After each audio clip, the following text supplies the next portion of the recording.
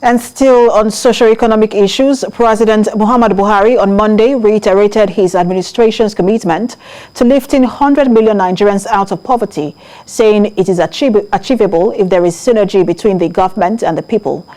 President Buhari noted that reliance on oil had returned a drawback on the economy over the years, with unpredictable and fluctuating global prices that made it more difficult to effectively plan budgets, implement and measure outcomes. He said the mainstay of the Nigerian economy remains agriculture, where the country already commands a competitive advantage with good weather conditions for crop and livestock farming, available manpower and willingness to learn new skills and good soil types for all-season farming. Joining us now from Enugu to speak more about this development is the Executive Director, Lead Network, Chukuma Okenwa. Good to have you join us. Yeah, thank you so much. So it looks like this is not the last we're going to hear of this, the move by the federal government to lift 100 million people out of poverty in 10 years. The AFDB had reacted to it, saying unemployment and issues around insecurity will limit that plan. But President Buhari seemed to be insisting that this is possible. When you look at what we have today on ground, the framework that we don't have any new portfolio that has been created. It's not, you don't just create jobs, by winking. So through what parastatals and agencies do you think that we can create these jobs? It is possible. As a matter of fact, the possibility lies in deliberately moving this nation from being a consuming nation to a producing nation. I want a situation where the presidency can begin to look at the citizens as assets and not liability. How do we tackle the issue of poverty? We tackle poverty by productivity. When we begin to see every citizen as having the capacity of contributing to the economy.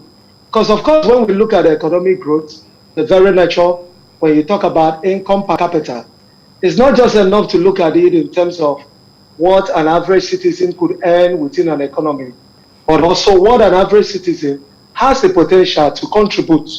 And the very interesting thing about this is Nigeria is a large market, but interestingly, most of the things we need, we are not even able to provide for ourselves, ranging from opportunities in manufacturing, to agriculture, like the president mentioned, to services.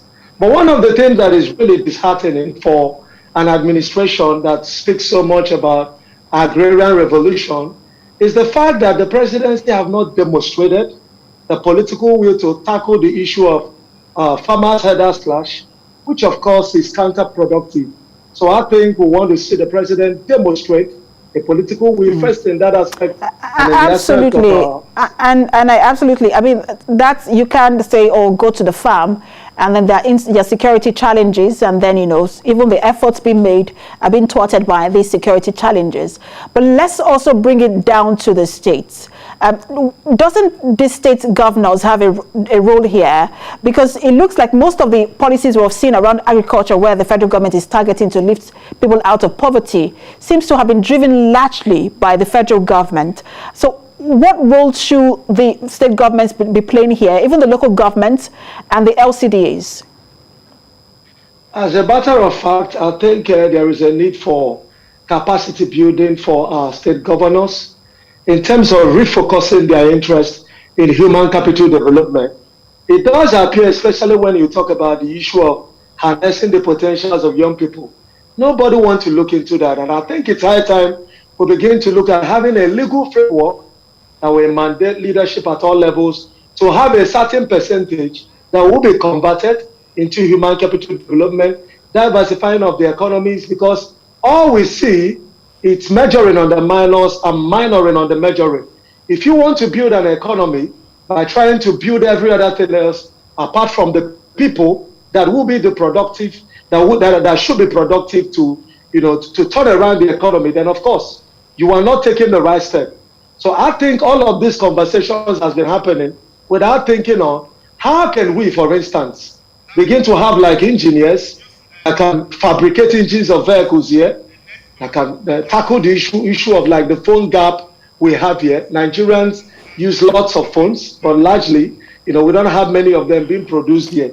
So there's lots of market Nigeria we can actually leverage. And young people are all across the states, but unfortunately our state governors are not even looking at that as an area to explore. And one of the biggest challenges that people have is whether we have the framework in place to assess some of these programs that the federal government has put in place.